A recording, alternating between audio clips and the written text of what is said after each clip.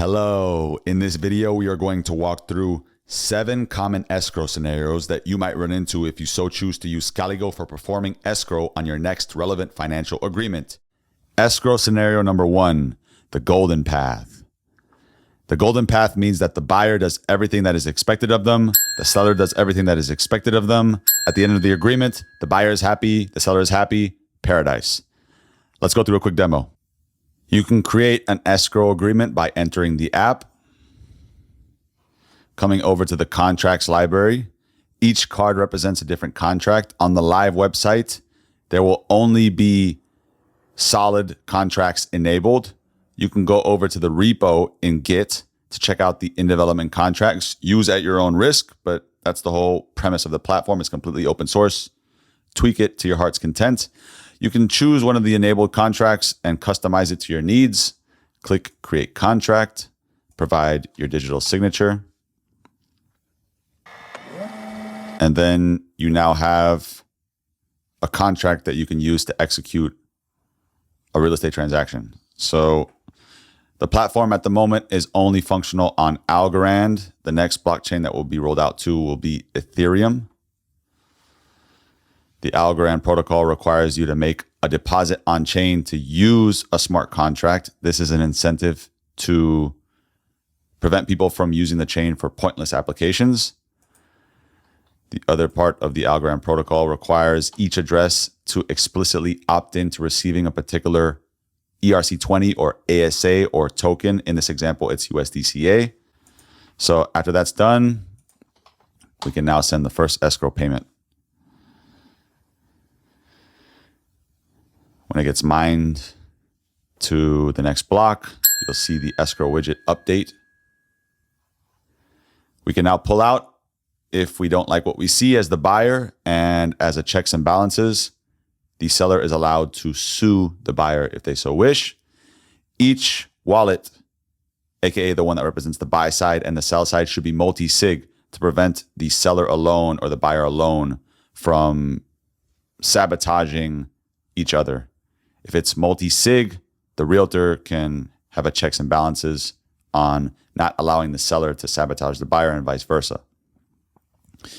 So we're now in the inspection period. We should be checking out the property, assessing the different systems, the roof, electrical, plumbing, etc.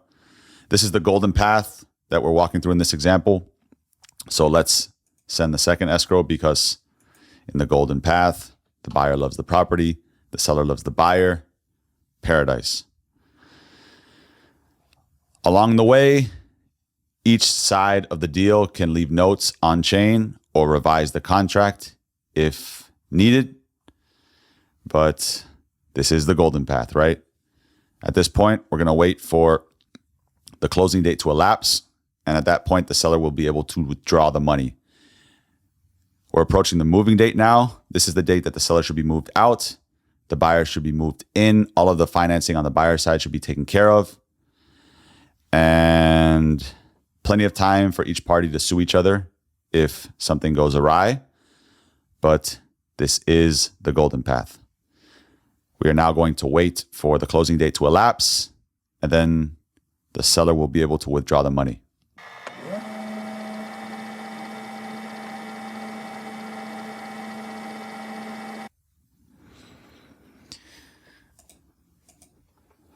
So now the seller can withdraw their money. That is escrow scenario number 1. It is the most common, if not one of the most common scenarios that people who use Kalygo will encounter. Escrow scenario number 2, the unimpressed buyer. This is the scenario where the buyer is initially interested in the property. They send the first escrow payment and then perform due diligence on the property, but find out they are no longer interested in the property. It wasn't what they were expecting. Maybe they changed their mind for various reasons. They are allowed to pull their money out. The seller does have the ability to deny the pullout, but the seller doing that in an erratic way is mitigated by the multi-sig feature of the wallet assigned to the sell side. Let's do a quick demo showing what this looks like. To create an escrow agreement, you can enter the app, come over to the contracts library, choose which contract you want to use, customize the contract to your needs, click create contract, provide your digital signature. And when your contract creation request has been mined, you now have a contract you can use to execute a real estate transaction. This is the case of the unimpressed buyer. So let's do all of the prerequisites. Let's send our deposit onto the blockchain. In order to use a smart contract, you have to make a deposit that you can get back when you're done using the smart contract. This is an incentive to prevent people from using the blockchain for pointless applications. Let's now opt in the contract to receive or hold the medium of exchange tokens. In this scenario, it's USDCA. After we've done that, we can send the first escrow payment, aka the earnest money.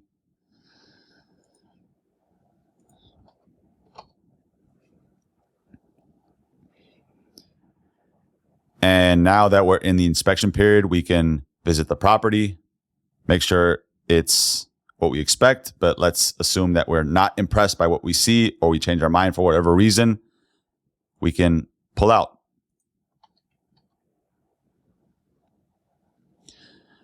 The seller does have the capability to deny the pullout, but this is mitigated by the multi-sig setup that is recommended. The seller and the realtor are unlikely to want to sabotage their reputation by erratically going into arbitration, right? So this is a social restraint or mechanism to prevent the seller from pointlessly having the buyer denied of their pullout request. We can see that the smart contract has recorded that the buyer has requested a pullout. And assuming there is no arbitration, sometimes there will be arbitration. Let's say the buyer comes in, burns the house down, knocks over a fish tank, breaks a table, who knows? If there is no arbitration, however, after the moving date, which is the middle point between the inspection period ending and the closing date, just to keep it balanced, that was my logic. After the moving date, assuming no arbitration, the buyer will be able to get their earnest money back from the contract.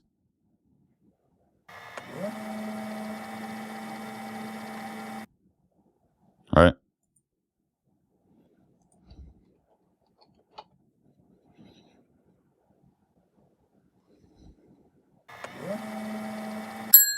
All right. The buyer gets their money back. Beautiful. So that is the scenario I call the unimpressed buyer. Escrow scenario number 3, the erratic seller. This is the scenario where the buyer does everything they are expected to do. The seller, on the other hand, midway through the agreement, changes their mind and no longer wants to sell the property to the buyer. Let's walk through this. In order to create an escrow agreement, we can enter the app, come over to the contracts library, choose the contract we want to use, customize it to our needs, click create contract, provide a digital signature. After the request is mined, we will now have a contract we can use to execute a real estate transaction. This is the case of the erratic seller. So let's do all of the prerequisites. We're using the Algorand blockchain. The protocol relies on us to first make a deposit onto the blockchain in order to use a smart contract on chain. This is an incentive that prevents people from using the chain for pointless applications. We will now use another feature of the Algorand protocol that requires us to explicitly opt an address into receiving or holding a particular ERC20 or ASA or token. In this case, it's USDCA. Let's now send the first escrow payment or earnest money. This is the case of the erratic seller, right? So the buyer is doing everything that is expected of them, The buyer loves what they see. All of the systems of the house appear to be in good order. And the inspection period will end without the buyer pulling out because they are very excited about purchasing the property. But after the inspection period ends, the seller notifies the buyer or the buyer's realtor that they have changed their mind, that they are no longer interested in selling the house to the buyer. At that point, it is perfectly understandable that the buyer would like to have a refund of their earnest money. The way that can happen, now that the inspection period has elapsed, is the buyer can request arbitration.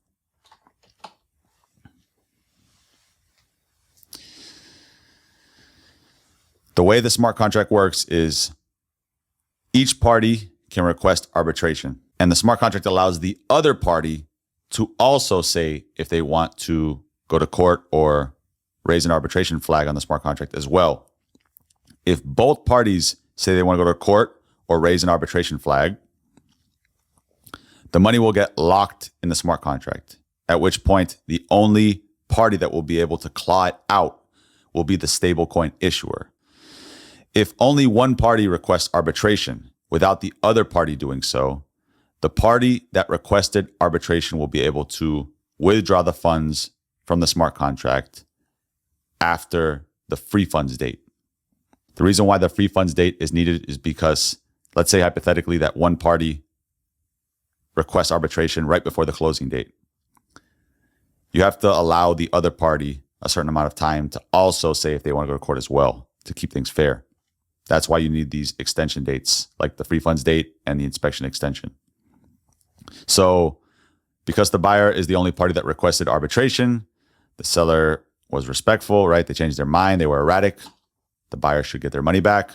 The seller was cordial in that sense, right? So the buyer can withdraw their money and all is restored, right? Balance is restored to the universe. So that is the case of the erratic seller. Escrow scenario number 4, the unprepared buyer. This is the case of a buyer who is super excited at the beginning of the purchase agreement, sends the earnest money, genuinely plans on purchasing the property, but maybe they were planning to raise the rest of the needed money from friends or family or from some bank, i.e. a financier or a mortgage lender.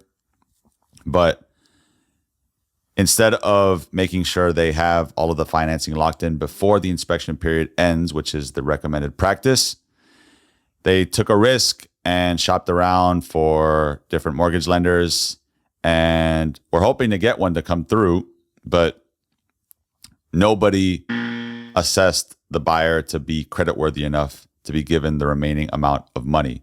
In which case, because the seller upheld their end of the bargain, but the buyer did not, the earnest money, unfortunately for the buyer, will go to the seller.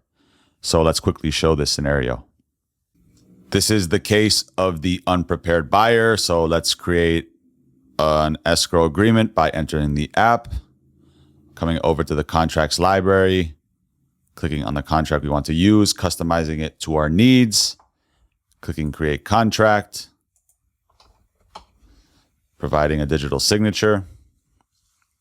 And after the request is mined, we now have a contract we can use to execute a real estate transaction. So let's take care of all of the Algorand protocol prerequisites. Let's send the deposit. That allows us to use this smart contract.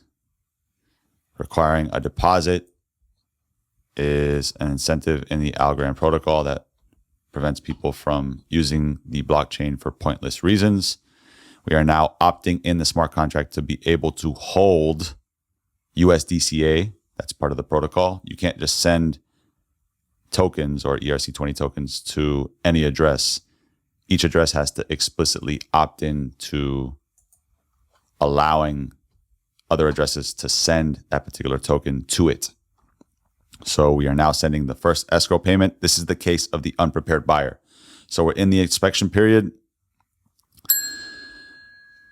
The buyer is super excited, doing everything in their power to purchase this house, but they're going to take the risk and let this date elapse and hope that the financing comes through before the closing date. This does happen. It's not recommended. It's very risky, but it does happen, right? So now the seller is waiting for the money. The buyer is shopping around to different mortgage lending companies, talking to family and friends, trying to get that other $100,000. But unfortunately for the buyer, nobody assesses the buyer to be creditworthy enough. So what's going to happen is the closing date is going to elapse without the buyer sending the remaining funds. And the way this typically goes is because the seller upheld their side of the bargain, but the buyer did not, the earnest money, unfortunately for the buyer, is going to go to the seller. So the seller can leave notes all along the way to cover their tracks in case the buyer wants to be crazy and actually try to go to court. The buyer can request a contract revision to give themselves more time to raise the necessary funds. Maybe the seller will agree, maybe not, because the funds weren't raised in time. The seller will be able to withdraw the first escrow payment.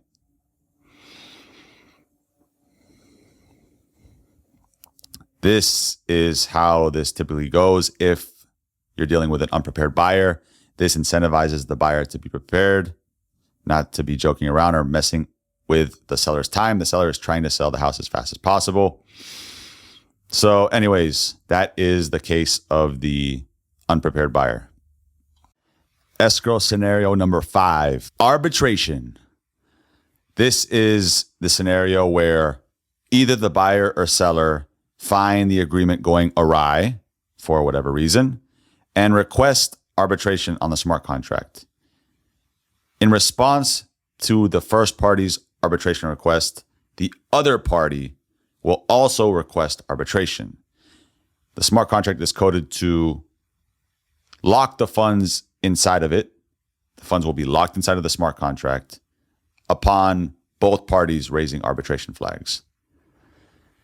At that point, both parties will have to go to court, hash it out, and a judge will issue a final verdict deciding on how much money sitting in escrow goes to which party. Probably will deduct legal fees, etc. But let's take a quick look at this scenario.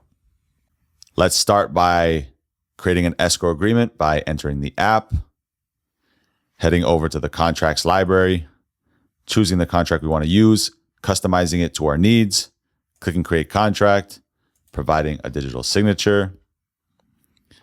And once the contract creation request has been mined, we will now have a contract we can use to execute a real estate transaction. Let's take care of all of the Algorand prerequisites. Let's send the deposit. The deposit is an incentive that prevents people from creating contracts that are useless or have no value attached to them. Let's now opt in the contract to hold the medium of exchange, i.e. in this scenario, USDCA. After we do that, we'll be able to send the first escrow payment. This is the case for arbitration. So we'll be telling the story of a buyer who is in the right, does everything correct on their side, but the seller side is an absolute lunatic. They are going to choose to not move out of the house midway through the agreement and also try to get some of the money sitting in escrow, despite the fact that they have not upheld their side of the bargain. So we've sent the first escrow payment. We're going to wait for the moving date to elapse. The seller should have been moved out by this date, but for some reason, they've changed their mind. They want to stay there. When the buyer notices this, they will request arbitration. Along the way, the buyer can leave notes on chain to cover their tracks and prepare for arbitration. This can be used in the court of law, a tamper-proof record of what happened. Hopefully they're using the app to do all of their correspondence with the sell side, upload all of the documents, or at least a copy of them. And the moving date is approaching. The buyer is visiting the property and noticing that the seller is not moving things along at the appropriate pace, not moving out. And the buyer is going to request arbitration once they notice or confirm in their mind that the seller is not going to be upholding their side of the bargain. In response, the seller is going to also raise arbitration, at which point the money will be locked inside of the smart contract. Once the money is locked in the smart contract, both parties will have to go before a judge who will hear both sides and make a final verdict on how the money sitting in escrow should be divvied up.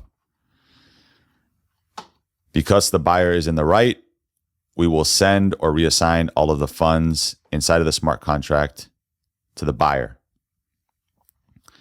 The red outline around the flags widget indicates that the contract is in a state of arbitration. This is the address of the smart contract. So what we can do is copy this, and I'm simulating this scenario on my own computer. So let's paste in the address of the smart contract and revoke the $100,000 sitting in it.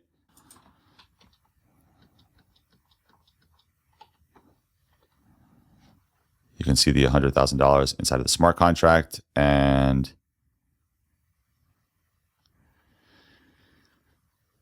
now you don't. So if you come back over to the UI, we see the funds have been cleared and sent back to the buyer. That is the case for arbitration, or the case of arbitration. Escrow scenario number 6, mutually approved edits. This is the case of a successful transaction that also necessitates some revision to the contract while the agreement is in flight.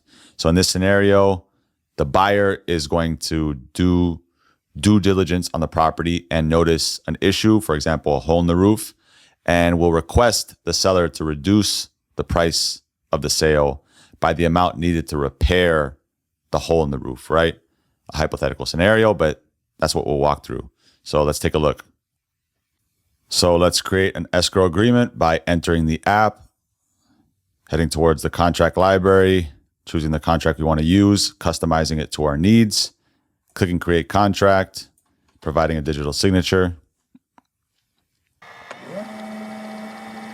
And once the contract creation request has been mined, we will now have a contract we can use to execute a real estate transaction. So let's take care of all of the Algorand protocol prerequisites, sending the deposit. The deposit is an incentive to prevent people from using the chain with useless or pointless smart contracts. Once we sent the deposit, we can opt in the contract to hold the medium of exchange, which in this scenario is USDCA. The Algorand protocol doesn't allow addresses to hold or receive tokens that it hasn't opted into receiving. So let's send the first escrow payment. So this is the scenario of mutually approved edits. So now that we've sent the first escrow payment, we can do due diligence, and during the due diligence process, the buyer notices a hole in the roof and requests a $20,000 deduction off the price in order to fix the hole in the roof. Let's make the proposed contract revision.